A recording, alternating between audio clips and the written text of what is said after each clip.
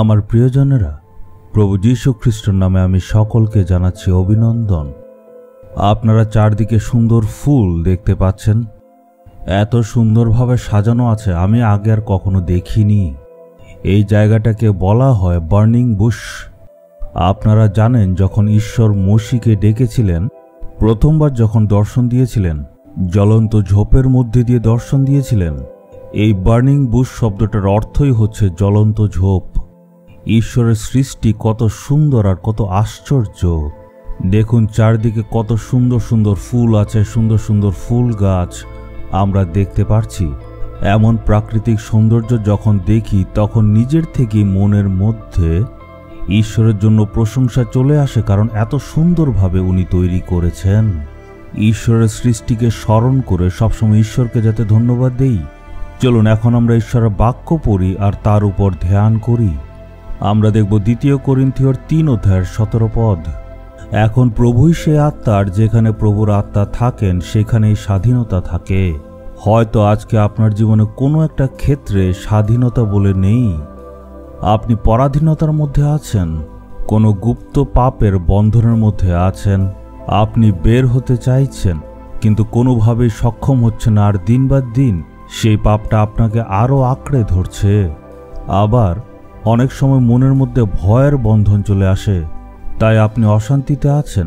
হয়তো দিনের বেলা আপনি সবার সাথে খুব আনন্দ করে থাকেন, কিন্তু রাতে যখন একা হন তখন আপনি অনেক দুশ্চিন্তার মধ্যে থাকেন। অনেকের মধ্যে মানসিক চাপ, ডিপ্রেশন বলা হয়, এটার জন্য তারা উদাসীনতার মধ্যে থাকে। কোনো না কোনো বাঁধনের মধ্যে আছেন, বা আপনি শারীরিক দুর্বলতা বা অসুস্থতার মধ্যে আছেন। কোনো না কোনো একটা ক্ষেত্রে আপনার স্বাধীনতা প্রয়োজন। আপনি নিজের থেকে অনেক চেষ্টা করেছেন, অনেক ডাক্তার দেখিয়েছেন, কোনো লাভ হয়নি। কিন্তু ঈশ্বর আমাদের জন্য একজন সহায় রেখেছেন, উনার নাম হচ্ছে পবিত্র আত্মা। যখন সেই পবিত্র আত্মা আমাদের উপর নেমে আসেন, তখন আমরা স্বাধীনতা পাই। আমাদের যে সর্বশক্তিমান ঈশ্বর, যিনি মহিমান্বিত থাকেন, যিনি নিরাকার অদৃশ্য ঈশ্বর, তিনি পবিত্র আত্মার রূপে আমাদের ভেতরে আসেন। তিনি আমাদের অন্তরে প্রবেশ করে আমাদেরকে স্বাধীন করে তুলেন। সেই ঈশ্বরকে আপনি চোখে দেখতে পাবেন না, কিন্তু উনার বাক্য শুনবেন। তখন আমাদের পবিত্র আত্মার থেকে চাইতে হবে, হে প্রভু, আপনার আত্মা দ্বারা আমাদেরকে পূর্ণ করুন। তখন ঈশ্বর আমাদের প্রার্থনা শুনে তার পবিত্র আত্মাকে সম্পূর্ণভাবে আমাদের উপর ঢেলে দেন। যে জিনিসের বন্ধনে আজকে আপনি আছেন, এই দাসত্বের জন্য আপনার জীবন থেকে খুশি চলে গেছে, একমাত্র সেই পবিত্র আত্মাই আপনার জীবন থেকে সেইগুলি দূর করে আপনাকে আনন্দ দিতে পারেন। আপনার চিন্তাধারার মধ্যে স্বাধীনতা প্রয়োজন, আপনার শরীরে স্বাধীনতার দরকার। এমন অনেক ক্ষেত্র হতে পারে যেখানে আপনার স্বাধীনতার খুবই প্রয়োজন, আর যেটার মধ্যেই আপনার প্রয়োজন আছে, সেই সকল বন্ধন থেকে আপনি মুক্ত হবেন যখন আমরা এখন প্রার্থনা করব। কারণ তখন ঈশ্বর তার পবিত্র আত্মা আপনার উপর ঢেলে দেবেন, আর আপনি একটা স্বাধীনতা অনুভব করবেন আর পরিবর্তন দেখবেন।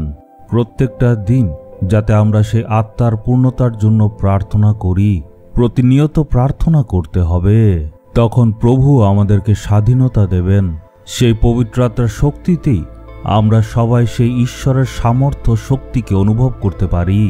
পবিত্র আত্মার সাহায্য দ্বারাই আমরা প্রভু যিশুর উপস্থিতিকে সর্বদা অনুভব করতে পারব। যখন আমরা প্রার্থনা করি, পবিত্র আত্মার সাহায্য আমাদের প্রয়োজন। তখন ঈশ্বর পবিত্র আত্মা দিয়ে আপনাকে পূর্ণ করবেন, আপনি স্বাধীনতা পাবেন। চলুন এখন আমরা সম্পূর্ণ মন দিয়ে প্রার্থনা করি। হে পিতা ঈশ্বর, আজকে আপনি যারা যারা এই ভিডিও দেখছে তাদের জীবনে স্বাধীনতা আনবেন। আজকে যারা যারাই তাদের জীবনের স্বাধীনতার জন্য আর নিজের জীবনের সকল বাঁধন থেকে উদ্ধার পাওয়ার জন্য প্রার্থনা করছে, তাদেরকে আপনি উদ্ধার করুন আর স্বাধীন করুন। আর সেই পবিত্র আত্মাকে তাদের জীবনে দিন, যাতে তারা আনন্দ করতে পারে। আর সেই পবিত্র আত্মার শক্তির দ্বারা তাদের জীবনের সকল বাঁধন যাতে ভেঙে টুকরো হয়ে যায়। যিশুর নামে চাইলাম, আমেন, আমেন।